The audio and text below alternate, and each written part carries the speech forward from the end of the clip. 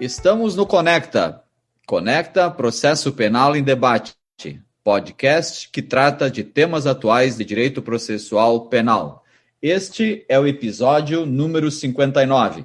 Sou Nereu Giacomoli, professor da PUC do Rio Grande do Sul e advogado. Comigo, Marcos Eberhard, também advogado e professor da PUC do Rio Grande do Sul. Este episódio tratará do controle motivacional das decisões judiciais. Conosco, o professor e doutor Daniel Kessler de Oliveira, que é doutor em Ciências Criminais pela PUC do Rio Grande do Sul e professor de Direito Penal e de Direito Processual Penal na FEVALE. E também advogado criminalista. Professor Daniel, obrigado por ter aceitado o nosso convite de estar aqui no podcast Conecta, Processo Penal em Debate. Este tema realmente é muito importante e agora, após a Lei 13.964 de 2019, que entrou em vigor em 2020, que modificou o artigo 315 do Código de Processo Penal, realmente causou uma importante reforma no processo penal, embora esse artigo esteja inserido dentro do capítulo aí do título das prisões processuais, da prisão preventiva, na realidade ele traz aí uma necessidade, novas regras de motivação e fundamentação de todas as decisões judiciais, sejam elas interlocutórias, sentenças e acordos. Por isso esse tema realmente é muito importante. Obrigado por ter aceitado, professor Daniel, o nosso convite. Tem a palavra.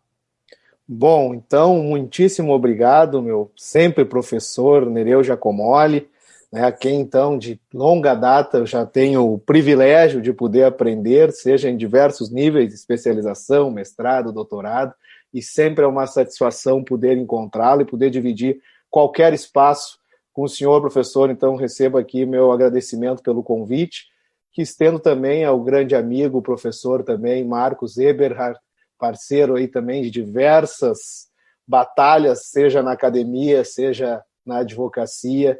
Então também é um prazer muito grande poder encontrá-los ainda aqui nesse formato virtual. E cumprimentando, então, já parabenizo vocês por esse projeto, né, pelo Conecta, que é a importância desses espaços nesse atual momento, né, em que a gente teve que revolucionar a educação, revolucionar a advocacia, a gente avançou 20 anos daqui a pouco, em 1 ano e meio, mas a gente pode aproveitar isso para produzir conteúdos de qualidade, produzir conteúdos que permitam discussões sérias e fundamentais sobre as ciências criminais. Então, é um projeto de vocês que eu acompanho e hoje, então, sinto muito orgulhoso de poder estar aqui. Bom, o porquê, então, dessa expressão motivacional? A minha ideia, então, é falar de motivação sobre um sentido duplo, a partir, no primeiro momento, daquilo que motiva o juiz a decidir e como a fundamental motivação dessa decisão numa concepção principiológica, né, desse tema. Então, nesse primeiro aspecto, a gente tem algo muito mais complexo, né, que a gente nunca vai saber ao certo o que levou um juiz a tomar uma determinada decisão. A gente nunca vai conhecer os meandros, né, da subjetividade que orientou aquela decisão em determinado sentido. Então, esse juiz, enquanto ser no mundo, vai julgar sempre investido de todas as suas qualidades, as suas características, né? Todos os seus caprichos, preconceitos, sentimentos, enfim.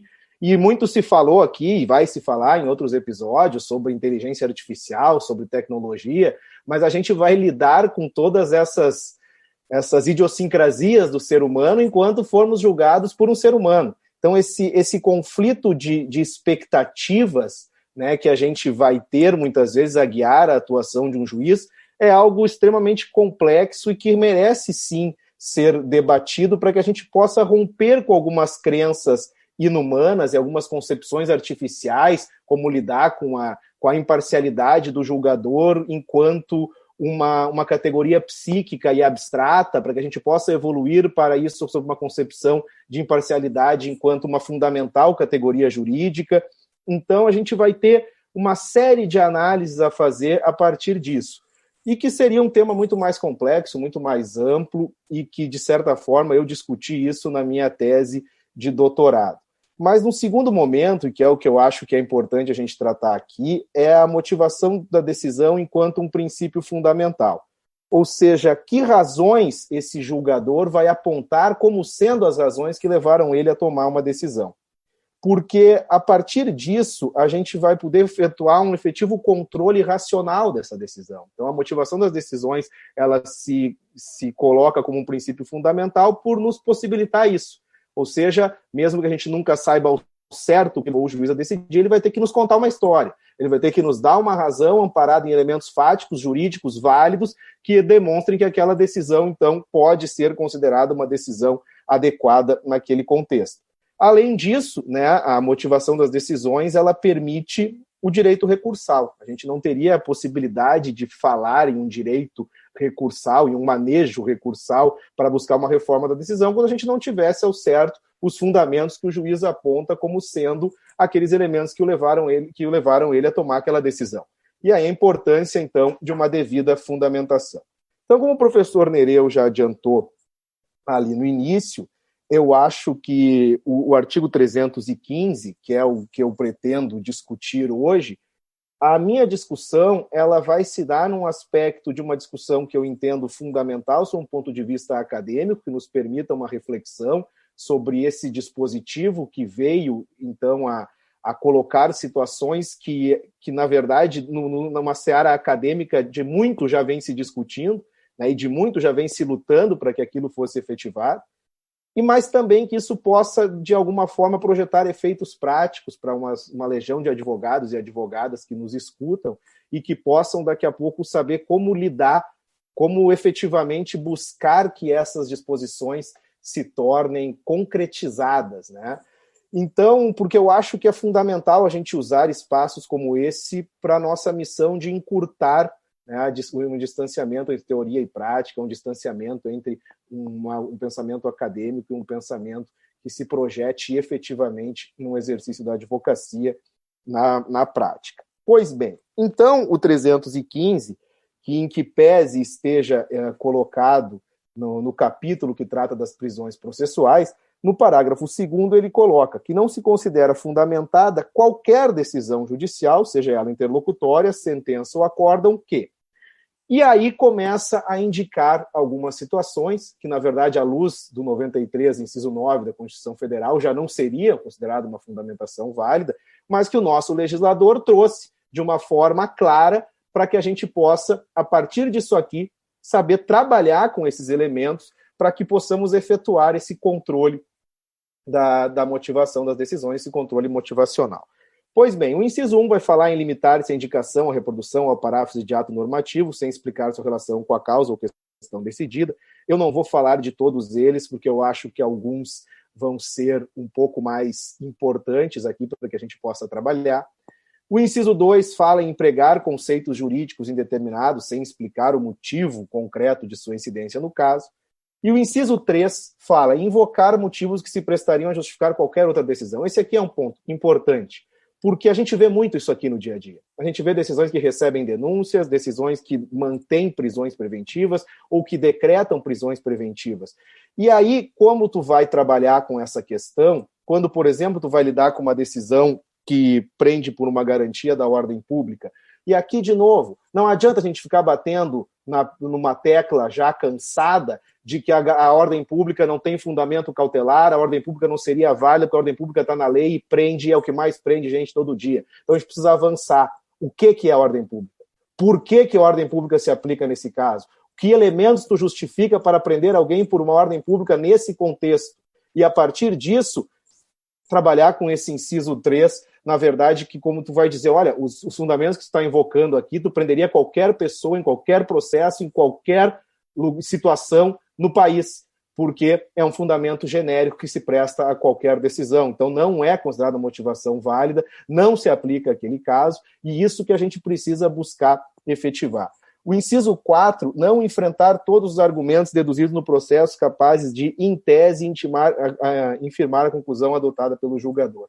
Aqui um trabalho também que a gente, quando está na sala de aula, falando principalmente nas disciplinas de prática, a gente sempre tenta dizer para os alunos isso, como ele vai estruturar o pedido dele, de que forma ele vai vencer algumas barreiras comunicacionais para que o julgador possa entender aquilo que ele está dizendo.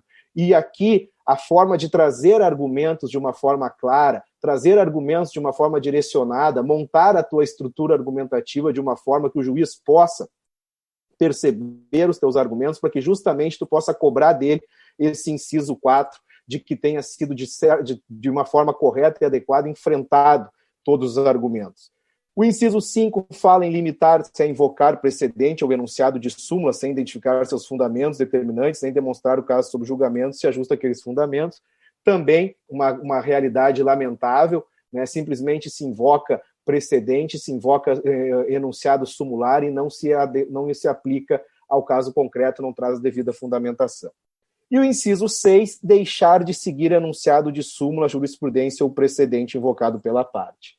E aqui eu quero concluir, já nessa parte desse inciso 6, que eu acho que aqui nós sim temos uma função muito importante, que é, desde tu conseguir trabalhar na tua argumentação com precedentes jurisprudenciais que coloquem, de fato, que possam ser aplicados àquele teu caso, tu colocar o juiz diante de uma dificuldade que ele vai ter para negar aquilo que tu está pedindo, ou seja, tu construiu um argumento coeso, tu tem precedentes jurisprudenciais, tu tem embasamento sólido para aquilo que tu está argumentando, e isso é o trabalho do advogado, da advogada, diariamente. Então, quando a gente fala sobre essas expectativas que eu falava lá no início, porque toda expectativa, como diz o professor Rui Cunha, vai conduzir a uma ideia de preenchimento, ou seja, o juiz vai atuar guiado por determinadas expectativas que são depositadas nele, nós temos que saber que hoje em dia nós temos muita informação para que a gente possa trabalhar. Então, tu consegue compreender como o desembargador tal, o ministro tal, o juiz tal pensa, quem ele cita, quem ele lê, quem ele referencia, e de que forma ele vem a tomar essas decisões. E a partir disso, tu conseguindo construir o teu argumento de uma forma capaz de impor algum constrangimento acusatório para ele, como fala o professor Fauzi, tu impor alguma dificuldade para que ele venha a negar aqueles teus pedidos, isso tu vai conseguir a partir de uma construção argumentativa que seja coerente, que seja coesa e que tu saiba efetivar este controle da motivação das decisões judiciais, a partir de um trabalho em cima daquilo que ele poderá usar como uma fundamentação válida. E isso, gente, esse 315 que está aqui agora com essa redação é algo que nós precisamos sim saber trabalhar. Nós precisamos exigir que os juízes cumpram isso aqui, porque agora, além do dispositivo constitucional, isso está na lei, mas a gente precisa impor esse trabalho de uma forma a fazer com que isso aqui seja totalmente efetivado e que a gente possa, com isso, ter uma decisão com um mínimo de racionalidade, de previsibilidade, para que possa ser uma decisão considerada válida à luz dos dispositivos constitucionais e agora também do texto legal. Então, eu já devolvo a palavra aos professores aí pelo tempo que me foi trazido e não sei se tem mais alguma colocação, alguma coisa que eu possa ainda acrescentar, agradecendo mais uma vez o convite que me foi feito, o privilégio de poder aqui falar, de dividir, na verdade, essas breves inquietações aqui com vocês. Esse episódio 59 do Conecta Podcast com o nosso professor Daniel Kessler, trabalhando o controle motivacional das decisões judiciais no processo penal brasileiro. Nós tivemos um avanço de controle, uma tentativa de avanço de controle em relação às alterações trazidas pelo pacote anticrime, e nesse ponto o pacote anticrime efetivamente avançou. Temos discussões sobre o alcance em relação a estes controles de motivação das decisões judiciais. É um início, estamos no início e com certeza precisamos e queremos muito mais para um processo penal garantista. Este foi o episódio número 59 do Conecta Podcast com o professor Daniel Kessler, amigo, doutor em Ciências Criminais pela PUC, advogado criminalista, professor de Direito Penal e Processo Penal da Fevale, aqui no Rio Grande do Sul. Este episódio 59, que está no ar hoje, dia 30 de junho, 18 horas. Compartilhe conhecimento pelo Conecta Podcast com Nereu Giacomoli e Marcos Eberhardt.